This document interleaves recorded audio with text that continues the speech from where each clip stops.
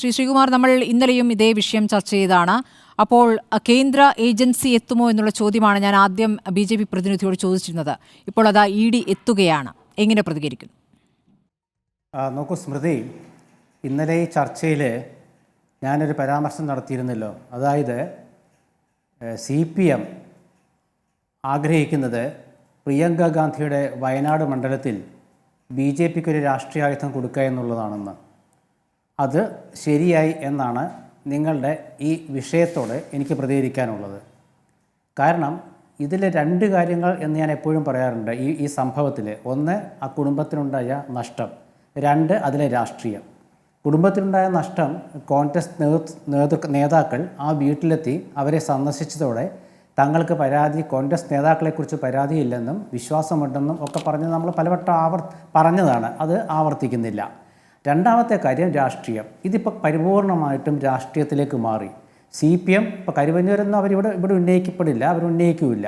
CPM ആണെങ്കിൽ അവർക്ക് വയനാട്ടിൽ കോൺഗ്രസിനെ എതിരിടാൻ പറ്റിയ ഒരവസരമാണ്. BJP ആണെങ്കിൽ കേരളത്തിലെ CPM അധികാരത്തിലിരുന്നാലും കുഴപ്പമില്ല, കോൺഗ്രസ് വരാതിരുന്നാൽ മതി എന്ന് ചിന്തിക്കുന്നവരാണ്.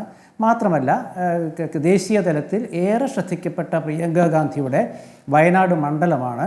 ആ മണ്ഡലത്തിലാണ് കോൺഗ്രസുമായി ബന്ധപ്പെട്ട ഒരു കേസ് ഉണ്ടായിരിക്കുന്നത്.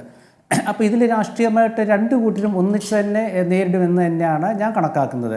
കാരണം ഇതുവരെയുള്ള CPM BJP സഹകരണം കേരളത്തിൽ നമ്മൾ കണ്ടതാണല്ലോ. ഇപ്പോൾ EDയെക്കുറിച്ച് പറയുമ്പോൾ ED പേടിയോ എന്ന് സ്മൃതി പറയുമ്പോൾ, സത്യസന്ധരായ രാഷ്ട്രീയ നേതാക്കൾ എന്തിനാണ് EDയെ പേടിക്കുന്നത്? ഇവിടെ കോൺഗ്രസ് ഭരിക്കുന്ന അവിടുത്തെ സഹകരണ സംഘങ്ങളിലോ ബാങ്കുകളിലോ ഒക്കെ ക്രമക്കേട് നടന്നിട്ടുണ്ടെങ്കിൽ അത് കേരള പോലീസ് അന്വേഷിച്ചിട്ട് അവരുടെ റിസൾട്ട് വരണമല്ലോ. കരുവന്നൂരിൽ കേരള പോലീസ് അന്വേഷിച്ച് റിസൾട്ട് വരാത്തതുകൊണ്ടാണ് ED ഇടപെട്ടത്. ഇത് കേരള പോലീസ് അന്വേഷിക്കട്ടെ. ആത്മഹത്യാ പ്രേരണ കുറ്റം ചുമത്തിയ നേതാക്കളൊക്കെ വയനാട് വിട്ടിരിക്കുകയാണ് ശ്രീകുമാർ. പേടിയില്ലെങ്കിൽ പിന്നെ എന്താണ് അവിടെ നിന്നും കാണാതാകുന്നത്? അത് IC ബാലകൃഷ്ണൻ കൃത്യമായിട്ട് അദ്ദേഹം പറഞ്ഞിട്ടുണ്ട്. ഞാൻ ഇങ്ങനെ ഒരു സ്വന്തം ആവശ്യത്തിനായിട്ട് കർണാടകത്തിൽ പോയിരിക്കുകയാണ്, കോടതി ഉത്തരവിന് ശേഷമല്ലേ പറഞ്ഞത്? അവരെ അറസ്റ്റ് ചെയ്യാൻ പാടില്ല എന്ന് 15-ാം തീയതി വരെ. അല്ല, ഞാൻ പറയുകയാണ്, അറസ്റ്റ് ചെയ്യാൻ 15-ാം തീയതി വരെ അറസ്റ്റ് ചെയ്യാൻ പാടില്ലെന്ന് പറഞ്ഞു. അപ്പോൾ അവർ വരും. ഇതിപ്പോൾ രാഷ്ട്രീയ നേതാക്കൾക്ക് MLAക്ക് ഒളിച്ചോടാൻ പറ്റുമോ സ്മൃതി? ശരി, ഇതൊരു ആത്മാർത്ഥമായ സമീപനം ശ്രീകുമാർ ഈ വിഷയത്തിൽ കോൺഗ്രസിനുണ്ടെങ്കിൽ ഇതിൽ പരസ്യ നിലപാട്, ഒരു പ്രതികരണത്തിലേക്ക് പോകരുത് എന്ന തിട്ടൂരം എന്തിനാണ് പാർട്ടി ഇട്ടത്? അങ്ങനെയെങ്കിൽ ഇക്കാര്യത്തിൽ തുറന്ന സമീപനമുണ്ടാകണം, ചോദ്യങ്ങൾക്ക് അപ്പപ്പോൾ ഉത്തരം നൽകണം. ആരും മിണ്ടരുത് എന്നെന്തിനാണ് പറയുന്നത്? ആരും മിണ്ടരുതെന്നല്ലല്ലോ പറഞ്ഞത്. അതായത് ഈ വിഷയത്തിൽ കോൺഗ്രസിന് സാധാരണ രീതിയിൽ ഒരു വിഷയം വരികയാണെങ്കിൽ പ്രതികരിച്ച് വഷളാക്കുന്ന സ്വഭാവമുണ്ട്. അപ്പം എന്തായാലും ആ പ്രശ്നം തീർന്നു കഴിഞ്ഞാൽ പിന്നെ എന്തിനാണ് പ്രതികരിക്കുന്നത്? കോൺഗ്രസും ആ കുടുംബവും തമ്മിലുള്ള പ്രശ്നം. കോൺഗ്രസ് കുടുംബത്തിൽപ്പെട്ടവരാണ് ആ വീട്ടുകാർ. അവരെ കോൺഗ്രസ് നേതാക്കൾ സാന്ത്വനിച്ചപ്പോൾ അവരൊരു പ്രതികരണം നടത്തി. ആ പ്രതികരണം വളരെ ആത്മാർത്ഥമായിട്ടും സത്യസന്ധമായിട്ടും ഉള്ളതാണ്. അതിന്റെ സുതാര്യത അവിടെ നിലനിൽക്കട്ടെ. കോൺഗ്രസ് കുടുംബത്തിന്റെ പ്രശ്നം എന്ന് പറയുമ്പോൾ ശ്രീകുമാർ, അത് NM വിജയന്റെ കുടുംബത്തിന്റെ മാത്രം പ്രശ്നമല്ല. നിയമനം കാത്ത് പൈസ കൊടുത്ത് പറ്റിക്കപ്പെട്ട കോൺഗ്രസ് കുടുംബങ്ങളുമുണ്ട്. അവരുടെ കൂടെ പ്രശ്നമാണ്.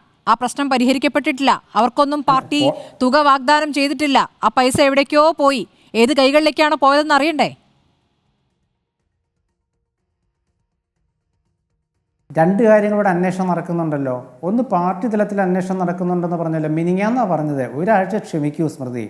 മിനിങ്ങാന്നല്ലേ പറഞ്ഞത്? നാളത്തെ രാഷ്ട്രീയകാര്യ സമിതിയിൽ ഇത് ചർച്ച ചെയ്യാനിരിക്കുകയായിരുന്നു. പക്ഷേ രാഷ്ട്രീയകാര്യ സമിതി മാറ്റിവെച്ചു എന്നാണ് ഞാൻ അറിഞ്ഞത്. അല്ലെങ്കിൽ ആ പ്രശ്നം നാളെ തന്നെ ചർച്ച ചെയ്തിട്ട് അതിൻ്റെ തീരുമാനം. ഇതിലെ കോൺഗ്രസിനെ സാധാരണ പറയാറുണ്ടല്ലോ ഭയപ്പെടേണ്ട കാര്യമില്ലാന്ന്. ഭയപ്പെടേണ്ട കാര്യമില്ല എന്ന് പറയുന്നത് എന്തുകൊണ്ടാണെന്ന് വെച്ചാൽ ഇതിലൊക്കെ രാഷ്ട്രീയം കടന്നു വരുമ്പോഴാണ് ഇത് കൂടുതൽ ചർച്ചയാകുന്നത്.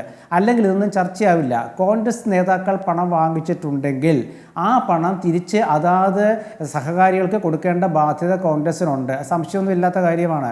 അത് ഒളിച്ചു വെക്കാൻ പറ്റുന്ന കാര്യമല്ലല്ലോ. അതിലൊരു കോൺഗ്രസ് നേതാവിന് മകനെ കൊന്ന് ആത്മഹത്യ ചെയ്യേണ്ടി വന്ന ഗതികേടുമുണ്ടായല്ലോ. ആ കത്തിനെ നിങ്ങൾ അവിശ്വസിക്കുന്നില്ലല്ലോ, വൈകിയ വേളയിലെങ്കിലും.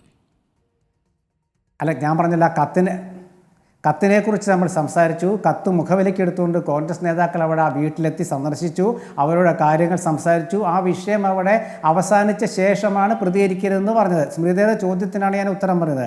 രണ്ടാമത്തെ കാര്യം, ആ കത്തവിടെ ഉണ്ട്.